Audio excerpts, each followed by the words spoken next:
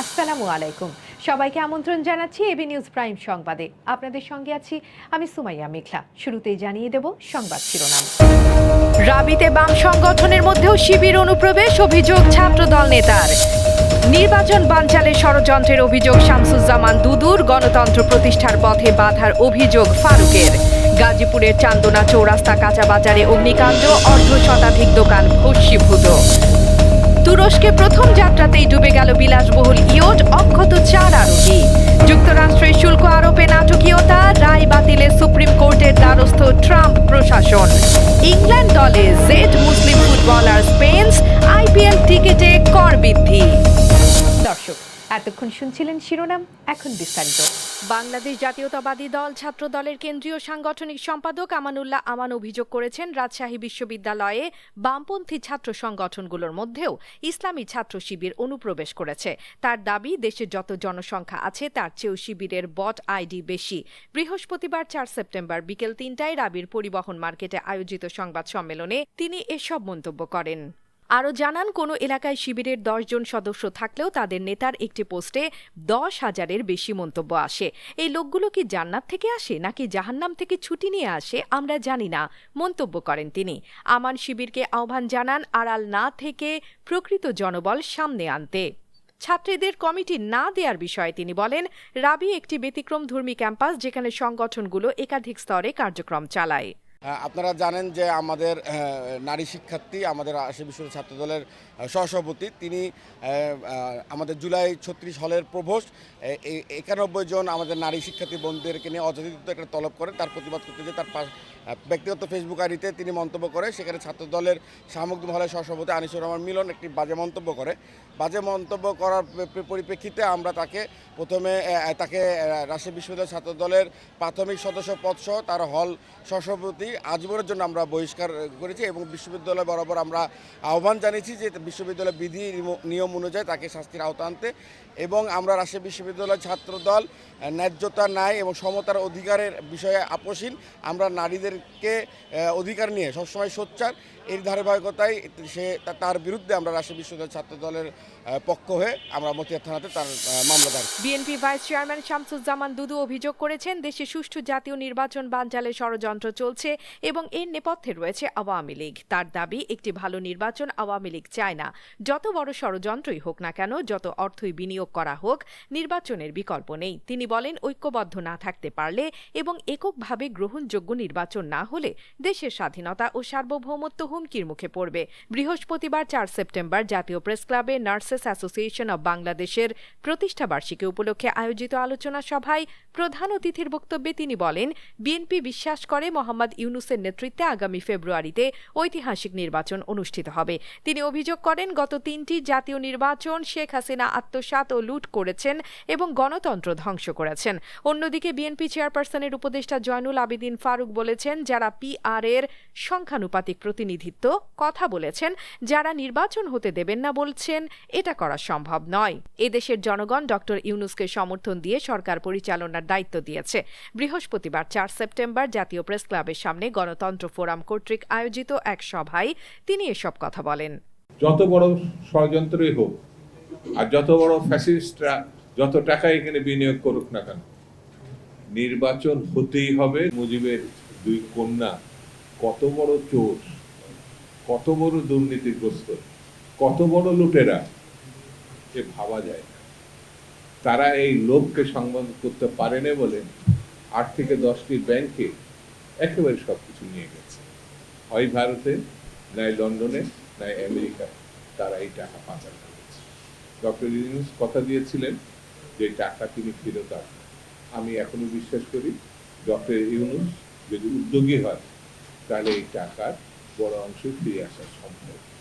বন্ধুরা, আমি বেশি কথা বলবো না, আপনাদের আটকাবো না, তবে এতটুকু বলি, যদি সামনের দিনগুলোতে আমরা ঐক্যবদ্ধ না থাকি, একটি এক্সক্লুসিভ নির্বাচন করতে না পারি, তাহলে বাংলা। অন্যদিকে বিএনপি চেয়ারপারসনের উপদেষ্টা জয়নুল আবেদিন ফারুক বলেছেন, যারা পিআর এর সংখ্যানুপাতিক প্রতিনিধিত্ব কথা বলেছেন, যারা নির্বাচন হতে দেবেন না বলছেন, এটা করা সম্ভব নয়। এদেশের জনগণ ডক্টর ইউনূসকে সমর্থন দিয়ে সরকার পরিচালনার দায়িত্ব দিয়েছে। বৃহস্পতিবার 4 সেপ্টেম্বর জাতীয় প্রেস ক্লাবের সামনে গণতন্ত্র ফোরাম কর্তৃক আয়োজিত এক সভায় তিনি এসব কথা বলেন।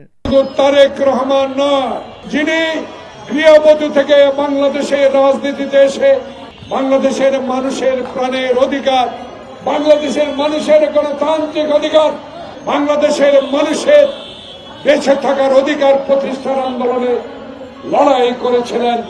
সেই নেত্রী বেগম খালেদা জিয়াকে অসত্য বানোয়াট মিথ্যা মামলায় 5টি বছর কারাগারে রেখেছিলেন। সেই শেখ হাসিনা ওয়াজেদ। গাজীপুরের চান্দনা চৌরাস্তার কাঁচা বাজারে বৃহস্পতিবার 4 সেপ্টেম্বর সকালে ভয়াবহ অগ্নিকাণ্ডে অন্তত 50টি দোকান পুড়ে গেছে।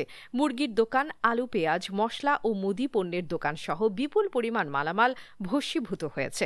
প্রাথমিকভাবে ধারণা করা হচ্ছে ক্ষতির পরিমাণ কয়েক কোটি টাকা হতে পারে। সকাল 6টার দিকে শাপলা ম্যানশন সংলগ্ন বাজারের একটি দোকান থেকে আগুনের সূত্রপাত হয় এবং মুহূর্তেই তা আশপাশের দোকানে ছড়িয়ে পড়ে। খবর পেয়ে ভোগড়া ফায়ার সার্ভিসের 3টি ও জয়দেবপুর ফায়ার সার্ভিসের 2টি ইউনিট সহ মোট 5টি ইউনিট ঘটনাস্থলে পৌঁছে আগুন নিয়ন্ত্রণে কাজ শুরু করে। প্রায় 1 ঘন্টার প্রচেষ্টায় সকাল 7:20 আগুন নিয়ন্ত্রণে আসে। গাজীপুর ফায়ার সার্ভিসের উপসহকারী পরিচালক মোহাম্মদ মামুন জানান, এই ঘটনায় কোনো হতাহতের ঘটনা ঘটেনি। আগুন লাগার কারণ ও ক্ষয়ক্ষতির সঠিক পরিমাণ তদন্তের পর জানা যাবে। স্থানীয় ব্যবসায়ীরা জানান, বাজারের উত্তর দিকের মশলাপট্টি থেকে আগুনের সূত্রপাত হয় এবং দ্রুত আশপাশের দোকানে ছড়িয়ে পড়ে। তুরস্কের জঙ্গুলদাক উপকূলে প্রায় $10 লাখ মূল্যের একটি বিলাসবহুল ইয়ট প্রথম ভ্রমণেই ডুবে গেছে। যাত্রা শুরুর মাত্র 15 মিনিটের মাথায় ঘটে এই দুর্ঘটনা। ইয়টে থাকা 4 আরোহী, মালিক, ক্যাপ্টেন সহ সবাই অক্ষত অবস্থায় উদ্ধার হয়েছেন। ঘটনার কারণ অনুসন্ধানে আনুষ্ঠানিক তদন্ত শুরু হয়েছে।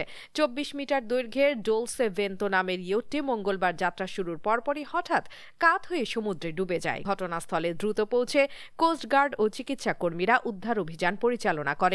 আরোহীরা সময় মতো লাফিয়ে পড়ে সাঁতরে তীরে পৌঁছাতে সক্ষম হন, ফলে কেউ আহত হননি। ইয়ট ডোবার সঠিক কারণ এখনও নিশ্চিত নয়। প্রাথমিকভাবে ধারণা করা হচ্ছে স্থিতিশীলতাজনিত সমস্যা থাকতে পারে। ধ্বংসাবশেষের প্রযুক্তিগত পরীক্ষা ও আনুষ্ঠানিক তদন্তের মাধ্যমে বিষয়টি নির্ধারণ করা হবে।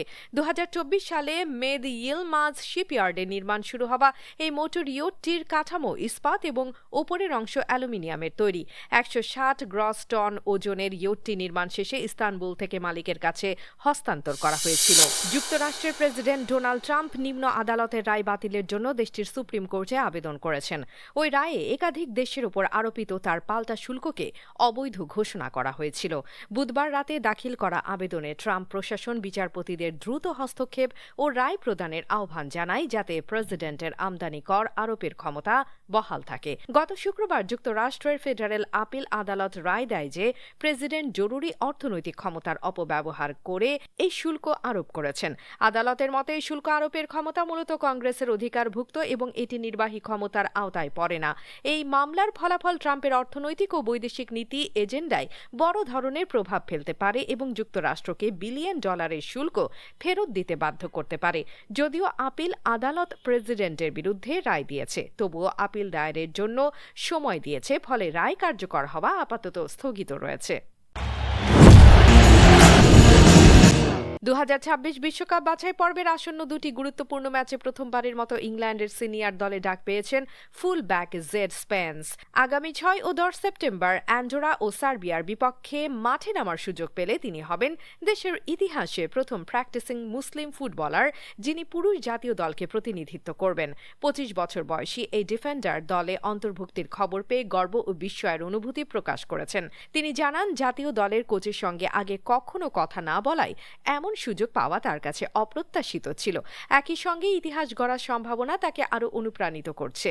লন্ডনে জন্ম ও বেড়ে ওঠা স্পেন্সের পারিবারিক শিকড় কেনিয়া ও জ্যামাইকায়। শৈশবেই ফুটবলের প্রতি আগ্রহী হয়ে তিনি ফুলহ্যামের একাডেমিতে প্রশিক্ষণ নেন এবং 2018 সালে মিডলসব্রোর হয়ে পেশাদার ফুটবলে অভিষেক ঘটে। তবে দীর্ঘ সময় সেখানে স্থায়ী হতে না পেরে 2021 সালে ধারে যোগ দেন নটিংহ্যাম ফরেস্টে, যেখানে তার অসাধারণ পারফরম্যান্স দলকে প্রিমিয়ার লিগে উন্নীত করতে গুরুত্বপূর্ণ ভূমিকা রাখে। এবার ক্রিকেটের খবর। জনপ্রিয় ফ্র্যাঞ্চাইজি ক্রিকেট টুর্নামেন্ট আইপিএল এর টিকিটের দাম বাড়ছে নতুন কর কাঠামোর কারণে। সর্বশেষ ঘোষণায় জানানো হয়েছে, ম্যাচের টিকিটে পূর্বের 28% পরিবর্তে এখন 40% পণ্য ও পরিষেবা কর জিএসটি প্রযোজ্য হবে।